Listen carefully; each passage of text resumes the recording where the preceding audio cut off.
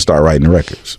I haven't heard any Drake songs that sound similar to Lil Wayne. You know, you can kind of tell when somebody wrote something, you'll be like, oh, this sounds like a whoop-de-whoop verse. This sounds like something that person would have said. What's up, everybody, and welcome back to another episode. Please like the video and subscribe. Our target is only 1,000 likes. So, Universal Music Group has officially responded to Drake's lawsuit involving Kendrick Lamar's Not Like Us diss track, accusing Drake of attempting to save face in the wake of losing a rap beef to Kendrick Lamar. According to Billboard, the record label filed a motion on Monday, March 17th, to dismiss the lawsuit, calling Drizzy's accusations against them meritless, as he filed the defamation lawsuit due to the public embarrassment he endured. So the motion read, plaintiff, being Drake, one of the most successful recording artists of all time, lost a rap battle that he provoked and in which he willingly participated. Instead of accepting the loss like the unbothered rap artist that he often claims to be, he has sued his own record label in a misguided attempt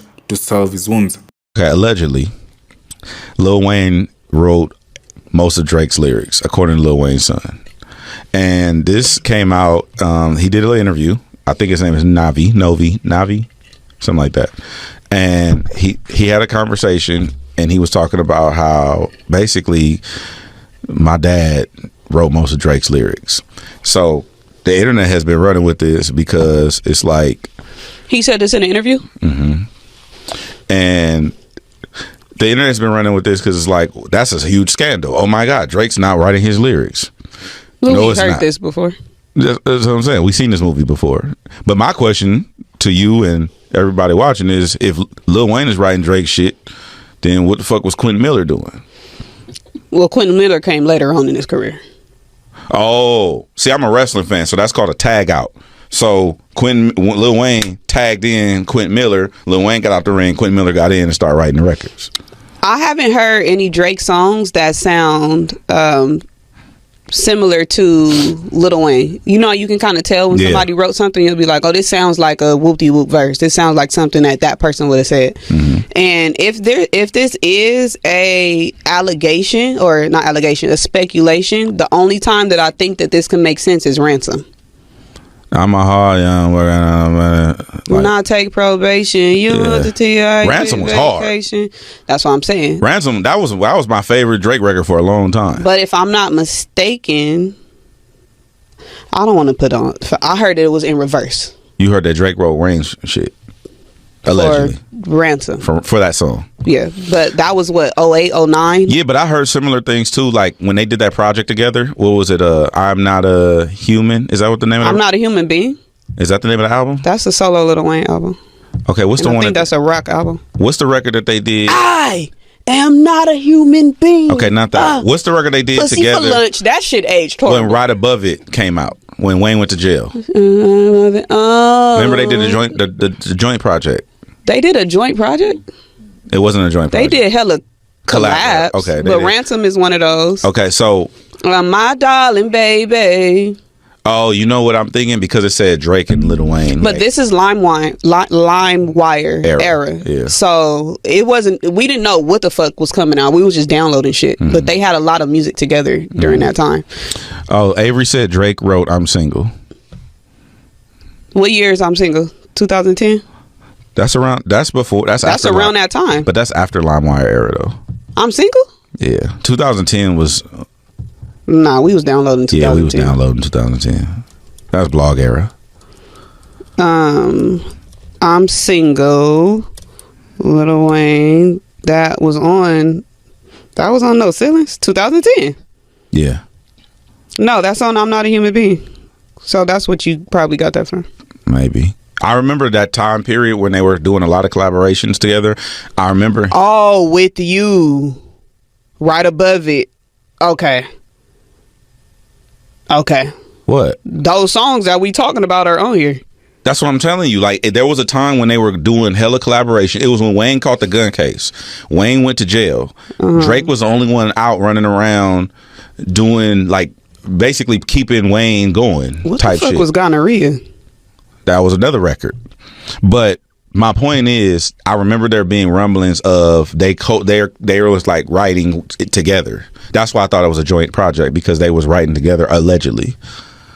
Like Wayne would write a verse for Drake, Drake would write a verse for Wayne, and vice versa. What's his son name? Who? Lil Wayne. Novi.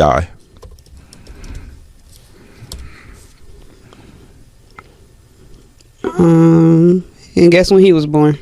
When? 2009. So probably the projects that he heard of in his household, the first one is probably I'm Not a Human Being. Yeah, but what was he? 1 He year was old? one, but I'm saying that aged. Oh, I get what you're saying. Because by 2009, everything else that we love from Wayne was already out. When did She Will come out? She Will is the same time. That's the same time frame. So that's what I'm saying. When they were collaborating a lot, I just remember people were talking about that, like in the industry, like Wayne 2011. Wayne wrote Drake's verse on this, or Drake wrote Wayne's hook for this. Like it was a lot of back and forth. Like it wasn't like he wrote his album for him type shit. It was just like, hey, we collaborating basically. So to sum it all up, this is kind of our first time hearing that Lil Wayne wrote for Drake. For Drake. We was hearing that Drake he was said writing. most of Drake's stuff. But what does that mean though? There's no context to it. That's why I'm saying for a kid, he's 15 years old. Yeah. So most of to him is probably those songs. Those songs. Yeah. Got you. You know how my mind don't go past a certain time because I wasn't here for that. Facts. He kind of grew up with that album, with that collaboration. But that I could see why he would think that. That's his point of view. Yeah, I don't think that that's necessarily true because Lil Wayne has said multiple times that he doesn't write himself, that he freestyles his records. Right. So I don't know if Lil Wayne is writing for other people. He could possibly be. I think so. Yeah, but if he's freestyling his own shit, I just don't see him. Not like that, but Drake ain't never said nothing that was so crazy that I'm like, oh shit, Wayne wrote that. Yeah. You get me? Yeah. Like Wayne says shit like all G's move in silence like lasagna. I haven't seen Drake say any like crazy like bars, like like some bar, like he just barring shit. I ain't never heard a Drake record that sound like a Millie. Never. Yeah. And I've never heard a Lil Wayne record that he's stepping into anybody else's bubble outside of him doing all those rock songs. Yeah, that's true. Because even like when him and Big Sean, Big Sean was going back and forth. Lil Wayne. They was beefing? No, they were on the record together. Big Sean and Lil Wayne? He said this in an interview. Mm-hmm. And the internet's been running with this because it's like, that's a huge scandal. Oh my God, Drake's not writing his lyrics. We've heard this before. That's what I'm saying. We've seen this movie before. But my question to you and everybody watching is, if Lil Wayne is writing Drake shit, then what the fuck was Quentin Miller doing? Well, Quentin Miller came later on in his career. Oh, see, I'm a wrestling fan, so that's called a tag out. So Lil Wayne tagged in Quentin Miller. Lil Wayne got out the ring. Quentin Miller got in and started writing the records. I haven't heard any Drake songs that sound similar to Lil Wayne. You know, you can kind of tell when somebody